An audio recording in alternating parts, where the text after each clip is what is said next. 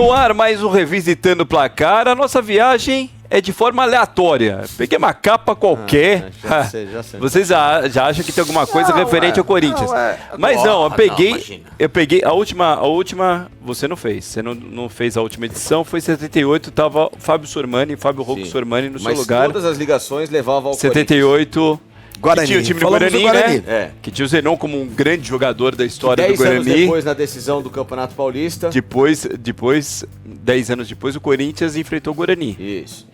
E o Zenon veio jogar no Corinthians. E no ano anterior, o Gomes veio jogar no Corinthians. O rival do Guarani, a Ponte. O Ponte perdeu pro Corinthians. E no ano seguinte também perdeu pro Corinthians. Você vê que tá tudo comungado. Tudo tá relacionado ao Corinthians. E agora a viagem Mas aleatória, vamos começar. Flavinho, é igual, você liga 1986, o Corinthians não foi campeão paulista nem brasileiro.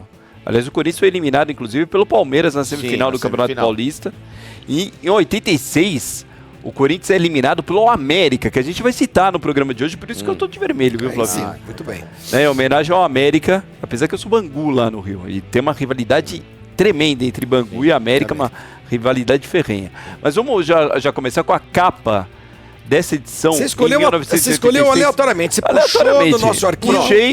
Já achei o GPS onde foi chegar. Vamos lá, vamos ver. Vamos lá, primeira frase à esquerda alta.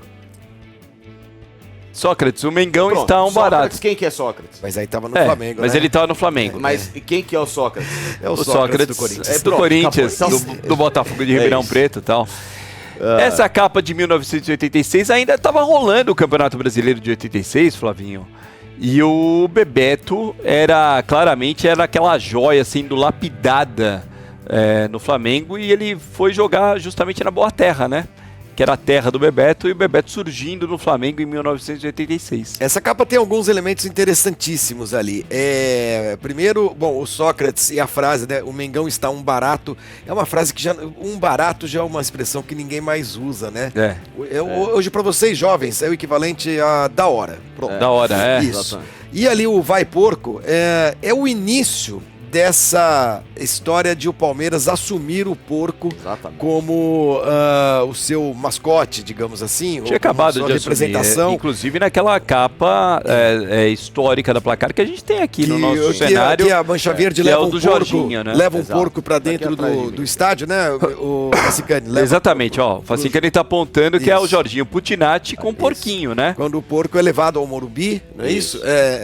Imagina hoje isso. Que é o Cléo, né? O Cléo da Mancha Verde, né? Foi assassinado, Cléo, que foi assassinado alguns anos depois. E uma outra curiosidade nessa capa, todos os homens do São Paulo ali, eu tô vendo a distância aqui, mas acho que no centro de terno é o Carlos Miguel Aidar. Isso.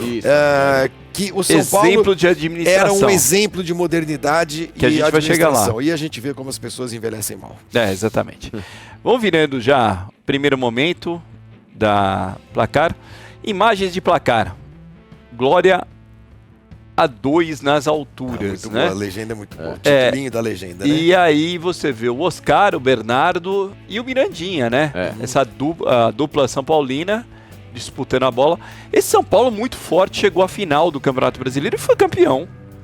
Deixa eu ver o Guarani na foto, porque essa sessão era uma Sérgio Berezovski. Bom, esse é meu amigo do peito, o Berê, que foi depois diretor da Quatro Rodas, diretor de redação da revista Quatro Rodas, de quem eu comprei o meu primeiro DKV, Sérgio Berezovski. Você contou. E essa sessão, Imagens de Placar, era uma sessão de grandes fotos, né? Que abria a revista. Vamos voltar lá nessa época. só para mostrar mais um pouquinho aquela foto. É uma grande foto mesmo, né? Uma grande foto daquelas que só grandes fotógrafos são capazes de fazer. Você vê que o Palmeiras, o São Paulo com patrocínio e o Palmeiras sem, né? O Palmeiras rodava, né? Era patrocínio itinerante. Esse ano de 86... Porque teve Cassino, né? Cassino, Galeria Pajé.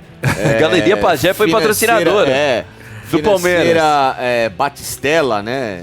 Tinha isso, enfim. Então o Palmeiras depois, em 87, no ano seguinte, já chega a Jeep, né? Aí veio o primeiro grande patrocínio brasileiro, né? Porque... Já tinha Lubrax no Flamengo. Sim. Brasileiro que eu digo... Aliás, internacional, na verdade, né? Porque a Jeep é uma empresa italiana. Ela investe Tinha no Palmeiras, parceria com a Ferrari, né? Na ocasião. Com a Ferrari, ela investe uma grana no Palmeiras. Não na cogestão da Parmalat, mas foi o primeiro patrocínio que o Palmeiras conseguiu. E era Você muito pode perceber bonita. que Aquela camisa 89, do Palmeiras, a Jeep, eu achava fantástica. apesar do Palmeiras não ter conseguido resultados, ele contratou jogadores. Sim. Ele tinha bons jogadores, né? E isso era com a grana da Jeep. A Jeep é uma bandeira de postos de gasolina italiana que não vingou no mercado brasileiro, né? Acabou não virando. Vamos virar a página, agora sim a matéria do Sócrates, porque o Sócrates tinha acabado de chegar ao Flamengo, né?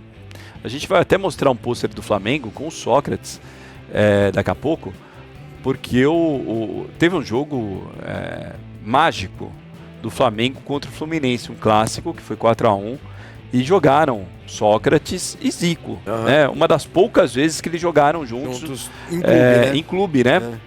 E o Sócrates está falando, essa entrevista aos 32 anos, ele tinha voltado da Itália, né? Ele tinha vindo da Fiorentina. Ele quase chega a desembarcar. Aliás, tem uma capa da Placar que depois, mais pra frente, a gente pode mostrar. Na Ponte Preta. Na Ponte Preta, sim. Que era uma engenharia ali feita também com a ajuda do Luciano do Vale, na ocasião. Tá, o Luciano do Vale é importante nome da crônica esportiva, um importante Ponte Pretano também, né? Tentou trazer o Sócrates para Ponte Preta, acabou não dando certo. E o Sócrates vai justamente jogar no Flamengo, justamente por causa do Zico. Com 32 anos, nessa época, o jogador já era considerado em fim de carreira, né? Mesmo. Você vê, o Sócrates com 32 anos, tinha passado pelo Botafogo, de Ribeirão Preto, Corinthians, foi um atleta também, né? O 32 anos para o Sócrates era um peso maior já. Justamente por ele não se cuidar muito. Mas o jogador com mais de 30 nessa década de 80 já era considerado jogador de carreira veterano. E estava indo pro Flamengo. E aí tem a matéria do Sócrates, a gente vai virando a página. No pênalti que perdi, olha lá, ó. Contra a França, aprendi que não sou um super-homem. Foi a maior lição da minha vida. Que o Sócrates, Copa do Mundo, né, na Copa do Mundo, a eliminação. Essa revista é de novembro, né? Exatamente. Isso. Já tinha acontecido a Copa do Mundo, né? O Brasil foi eliminado pela França, do Platini, e o Bates, né, que pega o pênalti do Sócrates. E depois o Júlio César manda a bola na trave, né? Quis bater com uma paradinha. O Sócrates era o batedor oficial da seleção brasileira. E até muita gente estranhou porque ele não bateu no tempo normal. Foi o Zico. O Zico tinha acabado de entrar, estava muito frio. E o Zico dá o passe pro Branco, o Branco sofre o pênalti. E o Zico vai para a cobrança, né? Quer dizer, o Zico já tinha feito a parte dele, entre aspas, né? Porque ele já tinha dado passe pro Branco sofrer o pênalti. E mesmo assim ele vai lá e bate pênalti. O Zico que vinha machucado, não vinha numa sequência ruim na Copa do Mundo, exatamente. Né? Aí o Sócrates acabou não batendo no tempo normal, bateu na cobrança dos pênaltis, porque empatar 1-1 no tempo normal gols do Careca para a seleção brasileira e o Platini para a seleção da França. E o Sócrates bate e perde, o Júlio César bate e perde. E o Brasil é eliminado pela França. Aliás, a França algoz, né? Sim. Sempre a carrasca do Brasil. Virando a página, mas pensava em parar em setembro do ano que vem, mas com a volta do Zico, o time pode virar no barato. Aí eu continuo. Mas o Sócrates ainda continuou um pouquinho, ele parou e ele meio que volta para jogar no Santos. Sim, no Santos. E ele ainda joga também depois, já no final de carreira, antes de pendurar a chuteira mesmo, ele joga no Botafogo de Ribeirão Preto, aí ele encerra a carreira. Mas ele joga no Santos, que é o time. No fim, ele acaba parando muito cedo e morre muito cedo, né? O Sócrates morreu em 2011, não é isso? 2009. 2009? Não. 2011, dia 4 de dezembro. Título brasileiro do Corinthians. Perdão, eu tô com as datas aqui, é verdade. Ele morre muito cedo. Olha só.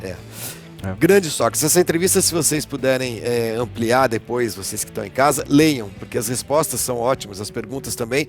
É de uma época que jogador de futebol dava entrevista, né? Dava entrevista com conteúdo, e o Sócrates mais ainda.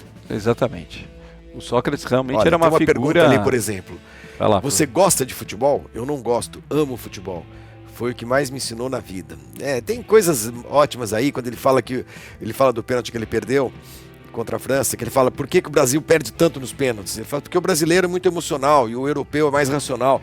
São frio, né? Leituras que o Sócrates tinha da vida, do mundo, muito precisas. Né? Essa é uma frase emblemática, né? Porque hoje se cobra tanto do jogador de futebol gostar de futebol, não apenas jogar futebol para ganhar o dinheiro que o futebol proporciona, né? Que esses caras ganhavam o quê? Um décimo, sei lá. Sim, do que ganha hoje. Ganhou do que ganham os caras hoje, né? Exatamente, proporcionalmente. Então a motivação era completamente passional, era completamente diferente, né? É um abismo, né? Eu raramente ouço um jogador de futebol falar, eu amo futebol. Eu vejo os caras muito mais com estorvo pra falar do futebol. Atletas que, olha, eu só faço isso porque parece que hoje é um fardo, né? É um fardo, é um favor que o cara tem do que de fato ter o esporte como a sua grande paixão. Vamos virando a página, 1986, edição da Placar. Olha lá, o time do Flamengo, o meio de campo dos sonhos, né? Aí vamos abrir, vamos mostrar tela cheia esse time do Flamengo. O time era gigantesco, né? Esse time é justamente o que ganha por 4-1 contra o Fluminense. 3 gols do Galinho Zico, né? E o outro gol é do Chiquinho, centroavante, que veio do Botafogo de Ribeirão Preto. Então, em pé ali, da esquerda para a direita, o Leandro, que nessa época já estava jogando como zagueiro central. Cantarelli não era um grande goleiro, mas era um goleiro esforçado, ficou muito tempo na reserva do Flamengo. E jogou em bons times do Flamengo. Moser, Andrade, Jorginho, lateral direito do Tetra, né? Jorginho. E o Adalberto, que quebra a perna. Uma pena o que aconteceu, porque era um grande lateral esquerdo. O Adalberto, Rafinha, né? O Adalberto, acho que é do Rafinha, né? E aí, agachados, o Bebeto, que estava surgindo, tinha vindo da Bahia, oriundo do Vitória, né? Mas veio muito jovem, né? Nem se profissionalizou praticamente no Vitória. O Sócrates, que tinha voltado da Itália, tinha vindo da Fiorentina. O Chiquinho, que tinha sido artilheiro no Botafogo de Ribeirão Preto. Do Rodrigo Moreno. Rodrigo Moreno, que jogou no Valência. O Chiquinho, que tinha vindo do Botafogo de Ribeirão Preto, tinha sido artilheiro pelo Botafogo de Ribeirão Preto. Zico e Adílio. Era um bom time, hein? Era um timaço, né? Era um bom time, você tá sendo bonzinho, né? Essa linha do Flamengo aí, Bebeto, Andrade, Sócrates, Zico e Adílio. Nossa, um timaço. O Chiquinho, que não deu muito certo como centroavante, né? Era um bom centroavante no Botafogo de Ribeirão Preto, mas no Flamengo acabou destoando um pouco aí desse... chega o Renato e aí a coisa vira. Entra o Renato e o Bebeto é deslocado já pra centroavante, né? Porque aí ele tava com a camisa 7. Vamos virar a página, acho que vai até aparecer o Bebeto agora, justamente aí, o Bebeto com a camisa 7. Ele sendo saudado pela torcida também do Vitória, né? Porque o Flamengo lá em Salvador, lá na Fonte Nova, em Salvador. Na Fonte Nova. Na antiga Fonte Nova. E o Bebeto sendo preparado, para muita gente o Bebeto era o substituto realmente do Zico. Quando ele surge no Flamengo... Sim, acabou talvez não sendo, porque acho que o Zico não tem substituto, né? Mas exatamente. O Bebeto teve uma história, uma carreira muito vitoriosa. Linda, né? Que ele foi pro Vasco, né? Também, Bebeto acabou indo jogar no Vasco. Uma transação polêmica na ocasião. Sim. Mas é um jogador que está na história do futebol brasileiro, né? Né? Na Copa do Mundo e tudo mais. Jogador muito técnico, muito ágil, muito talentoso, né, Biquelete? E fez grandes coisas no Flamengo. E o Bebeto Facinca é um cara que joga em qualquer posição. Ele pode jogar seu no ataque hoje? Exatamente, qualquer posição. Bom, é impressionante, né? Bom. Ele joga no La Coruña, por exemplo, com a camisa 10, né? Ele joga como ponta de lança, solto, né? Enfim, era um jogador formidável, né? É o que se chamaria hoje de jogador versátil. Exato. Um atacante de verdade. Jogador híbrido. Mas ele pode jogar pela direita, pela esquerda, como centroavante. Jogava onde você quisesse. É craque. Craque joga onde você quer. Jogador que era craque. Craque de bola, enfim, fantástico como jogador de futebol. É isso que no outro dia até o Sormani estava falando sobre o Vinícius Júnior, né? Que ele não pode ficar numa faixa do campo, né? Sim, tem exatamente. que se deslocar e eu acho que o Bebeto era justamente um jogador que mostrava essa versatilidade, né? Vamos virando a página, aí o Bebeto até negociando contrato já novo, tal, como seria. O Bebeto acaba ficando no Flamengo até 1989, né? Porque aí tem a transferência para o Vasco, aquela polêmica toda, e ele sai a preço de ouro, né? Um valor absurdo. Mas era aquela coisa de terminar o contrato, ia pra federação, Flavinho. Você lembra dessa história? Sim. Foi. E sair do Flamengo para jogar no Vasco é sempre polêmico para qualquer jogador. Né? O cara pode ser o roupeiro do time. Sim. O cara sai do Flamengo para ir pro Vasco gera discussão. Mas era um garoto aí, né? Tanto que ali no destaque da página a gente viu, o menino está com jeito de homem. Diz o seu ex-técnico Bebeto, muito magrinho, né? Mas depois ele encorpa. Ele sempre foi franzino, né? Mas depois ele dá uma encorpada e pouca coisa, vira né? um grande jogador que ele exatamente. Virando a página, mais um momento da revista Placar 1986, essa viagem no Revisitando. Memória de um fino duelo. O Santos e Botafogo estavam se enfrentando naquela semana e tal. Sim. E o Santos e o Botafogo não estavam vivendo um grande momento. E sempre se resgata a história de Santos e Botafogo. Sempre. Nunca tem, né? Vai passar 30 edições da Placar, 30 anos da Placar e sempre vai se resgatar Santos e Botafogo. Eu acho que sempre vai ter um destaque para esse duelo aí, Pelé e Garrincha. Os dois maiores jogadores da história do futebol brasileiro, contemporâneos, um jogando no Botafogo, outro jogando no Santos. Então, um Santos e Botafogo nos anos 60 era o maior clássico do mundo, né? Sim. Por conta da presença desses dois jogadores. Mas depois disso, nos anos 70, 80, 90, enfim, o Santos e o Botafogo alternaram momentos de crise, de decadência anunciada, de rebaixamento, como aconteceu já com o Botafogo e tal. Então, sempre que jogam Santos e Botafogo, a lembrança desses clássicos o resgate dessa imagem sensacional. O único momento válido, né, de Santos e Botafogo nesse período longo. A final de 95. Exatamente. Do Campeonato Brasileiro. De 95, né? Isso. 95 é a decisão. E agora a gente tá vendo... você vê ali, hoje, no subtítulo ali, hoje são times comuns. Exatamente. Mas dia 16 vão reviver o clássico que já encantou o mundo. É exatamente essa situação. Hoje o Botafogo não é comum. O Botafogo lidera o Campeonato Brasileiro. E o Santos são com um time comum. Exatamente. O Santos está abaixo do comum. O Santos está abaixo do comum. O Santos realmente não tá longe da história, né? Gloriosa do Santos. Vamos lá. Pro Facincani, olha lá. Depois falam que é revisitando o Corinthians, isso daqui. Festa Verde no Pacaembu. O Botafogo tinha perdido pro Palmeiras. E tinha já aquela comoção justamente que a gente citou, né, Flavinho? Da história do porco e tal. Esse é de 86, né? Esse ano o Palmeiras já tinha perdido o título... Vamos abrir a página, mostrar essa página na tela cheia aí? Olha, o alemão. 3B Rio ali, patrocínio do 3B Rio, Botafogo, eram tapetes de borracha para carros. O Palmeiras já tinha perdido o Campeonato Paulista nessa altura, né? Já tinha. Então... era um momento do torcedor palmeirense ali de muita ansiedade, de muita angústia. 86, né? Setembro de 86. Ali é um pedaço fotografado da TUP, né? Da torcida uniformizada do Palmeiras. Sim, ali. Da TUP. Você vê aquele senhor de óculos, é tio do Facincani ali. Não. Né? De cara pintada ali, né? O Palmeiras começa a se desintegrar, né? Esse elenco... que tinha sido vice-campeão paulista. A frustração do vice do Campeonato Paulista, né? No ano seguinte, por exemplo, meu tio sai. Meu tio vai jogar no São Paulo para ser campeão paulista no São Paulo, né? Seu tio Denis, nunca esqueça, né? Denis, nunca se esqueça de dizer quem é o seu tio. Então, meu tio Denis, ele vai para jogar no São Paulo. O Mirandinha vai embora pro Newcastle, né? Então você começa... O Edmar já vai, logo em seguida, terminou o Campeonato Paulista, o Edmar já vai pro Corinthians. Vai pro Corinthians o Edmar. Então assim, o time se desintegra. O Éder Aleixo também já sai. O Éder sai. O Jorginho fica pouco tempo, porque aí já entra o Edu Manga como... Aí vem a geração que subiu com o meu tio. O Jorginho fica até 87. E o Corinthians vai lá e contrata numa jogada eleitoreira do Roberto Páscoa. Né? Esse time se desintegra. 87 já assume o Manga, aí sobe o Toninho Cecílio, enfim, o Caçapa se mantém, depois o Caçapa vai pro Bari no final dos anos 80, início dos anos 90. Então assim, houve uma reformulação muito grande. O pensamento, aí é quando o Palmeiras com a Jeep passa a investir um pouco mais na base em jogadores de periféricos, né? Mas com bons jogadores, né? Tanto é que ali, o Gaúcho. Tanto ali na foto, tá aparecendo agora o Josimar, que foi o lateral direito na Copa de 86, o grande nome, inclusive, fez 2 gols. Fez 2 gols na Copa, um contra a Polônia, sensacional.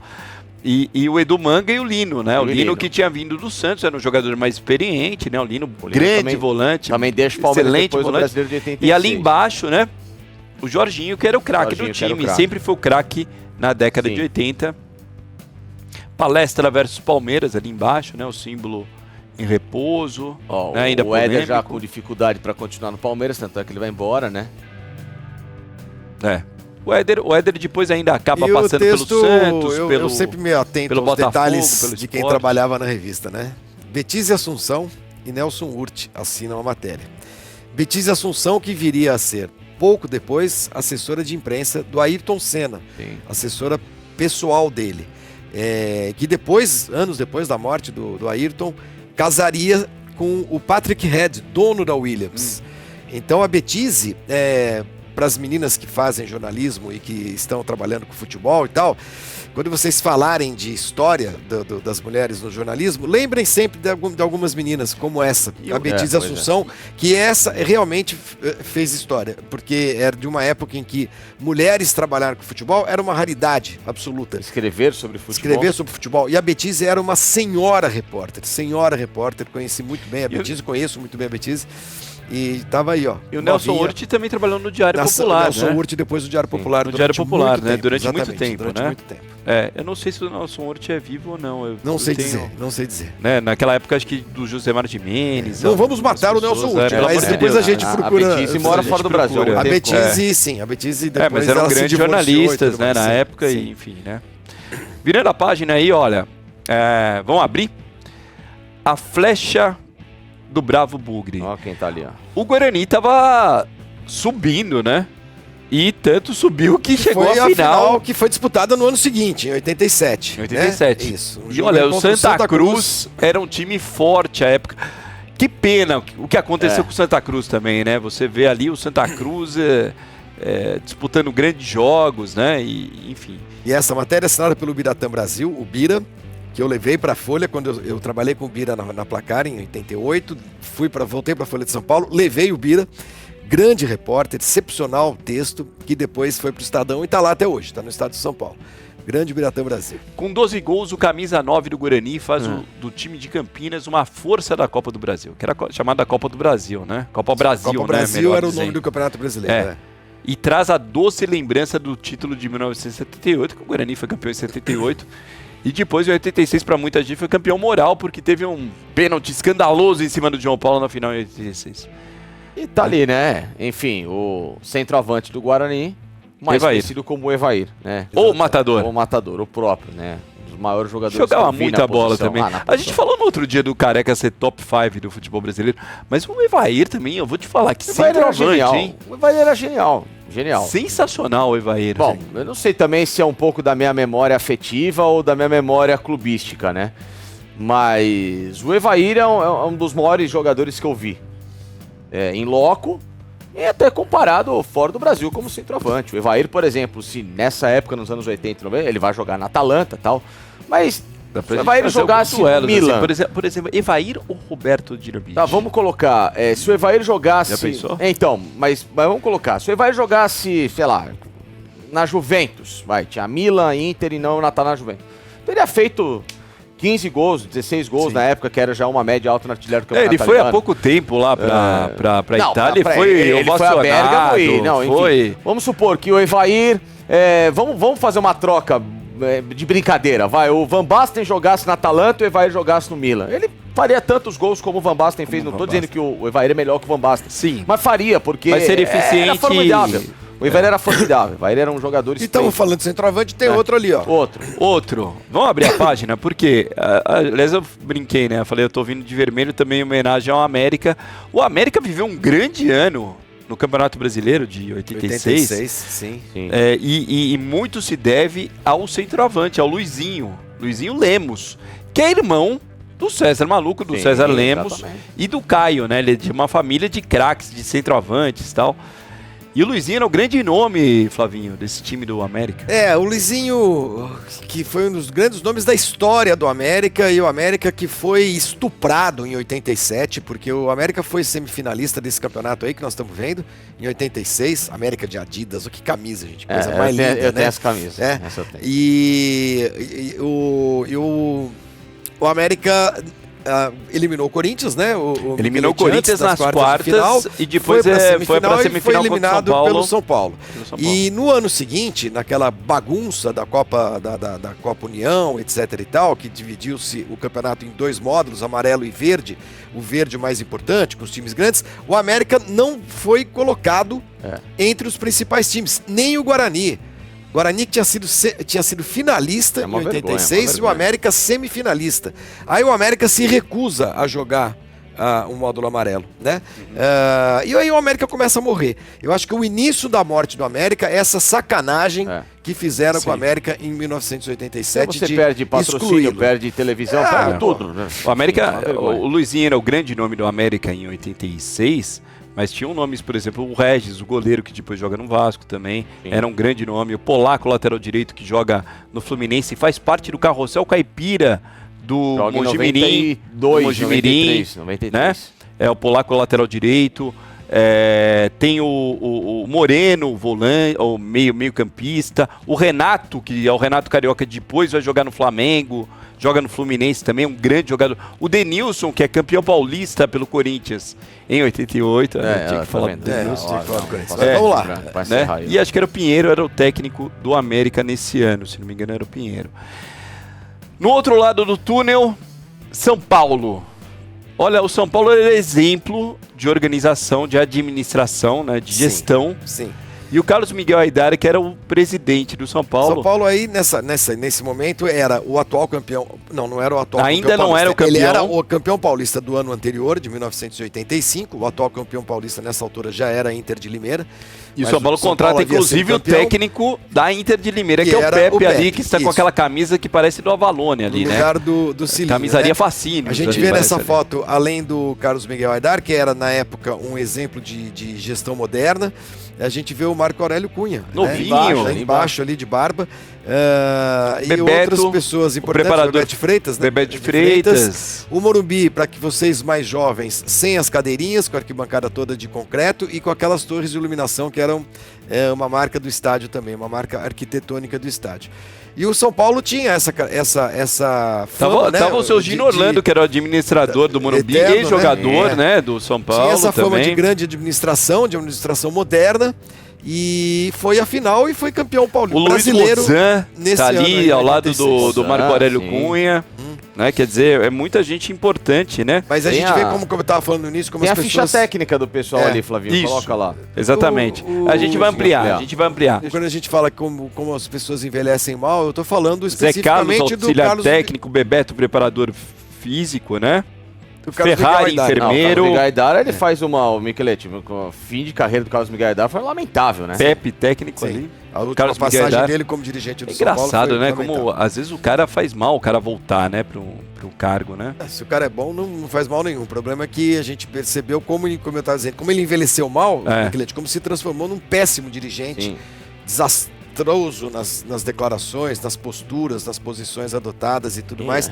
Mas nessa época aí, nesse momento aí, ele vivia um bom momento. Sim, né? O São Paulo, ele era muito jovem e o São Paulo era de fato um exemplo de profissionalismo e de gestão do futebol. Nosso abraço ao Marco Aurélio Cunha, uma grande figura, um médico, doutor Marco Aurélio Cunha, que também... a pessoa hoje que mais entende de São Paulo, né? Com lucidez. E aí uma campanha, né? Era tipo como um sócio torcedor, né? Era justamente uma propaganda na placar, a torcida, convocando a torcida do São Paulo a ir ao Morumbi. E aí um grito pode ser a diferença entre a vitória e a derrota. Que é uma fama que hoje não se justifica, mas o torcedor do São Paulo só ir na boa, né? E hoje não. O torcedor do São Paulo hoje tem enchido o Morumbi sempre. Não é o caso, por exemplo, do cara estar isolado aí. Não. A torcida do São Paulo enche realmente o estádio. Se puder abrir a foto, só para ler o texto do anúncio. É uma propaganda, né? A sua presença nos jogos é um anúncio mesmo, né? São Paulo já é um grande estímulo. Quando você, além de vir, torce por nós sem parar, nossas energias redobram. A gente se agiganta e a vitória chega. Enfim, conclamando o torcedor do São Paulo a ir ao estádio. Basicamente era isso que o São Paulo estava fazendo. Torça ininterruptamente. Vamos lá que a gente está na reta final agora. Vamos mostrar rapidamente nosso momento automobilismo, né? Agora, né? Antes tem o Bola de Prata. Bola de Prata. Tá lá, ó. O Sócrates ainda participando do Bola de Prata. A gente não vai estender muito a bola de prata hoje, não. Mas a gente vai falar rapidamente, por exemplo, o Alexandre, goleiro do Bangu, morreu muito cedo, né? E ele estava liderando a bola de ouro, inclusive, junto com o Sócrates. Era começo do campeonato e tal. Lembrando que o Bangu, nessa ocasião, era o vice-campeão brasileiro. Campeão brasileiro, né? Exatamente. Foi vice-campeão para o Curitiba no ano anterior. Por exemplo, o quarto zagueiro ali, brigando ali junto com o Luizinho, aparece o Denilson, que eu falei, do América, o Ditinho, lateral direito do Palmeiras, na briga. Zagueiro central, Leandro, como zagueiro, né? Não como lateral. Zagueiro. Lateral esquerdo, Sarandiro, Criciúma. O Wagner do Botafogo, o Zé Mário do Guarani. O Zé Mário era um grande lateral, depois foi jogar em Portugal. Volante, o Andrade do Flamengo liderando. Meio armador, o Sócrates, o Ademir Lobo do Náutico ali chegando perto. O Gerson Caçapa começando no Palmeiras. Marco Antônio Boiadeiro do Guarani. Ponta de lança, o Everton, que estava no Atlético Mineiro. O Everton ex-São Paulo, ex-Londrina, que joga depois no Corinthians. Barbieri ali disputando. O Balalo do Internacional também. Ponta direita, o Robson do Cruzeiro. O Robson, que é vice-campeão paulista no Novo Horizontino em 90. Centroavante, o Roberto Dinamite. O Edmilson do Criciúma. O Evair do Guarani disputando. E o Kita, que tinha ido pro Flamengo, tinha saído da Inter de Limeira também ali na briga. Ponta esquerda, o Valdo. O João Paulo do Guarani e o Romário como ponta esquerda, né? Que o Romário jogava com a 11, então, e o Roberto era mais centralizado, então achavam que o Romário era o ponta esquerda. Virando a página, agora sim eu acho que nós chegamos ao automobilismo. Sim. Abre a página. Era a Grid sendo lançada, Flavinho. Era o lançamento da revista Grid, que era uma edição especial que saía com uma frequência que era ligada ao calendário da Fórmula 1, né? Edições especiais, que também essa revista também marcou época na cobertura automobilística. Porque o automobilismo começou a ganhar corpo também, né, Micheletti? E começou a extrapolar as páginas de placar, e aí a Editora Abril lançou a Grid. Legal, gente. Bom, ficamos por aqui, então.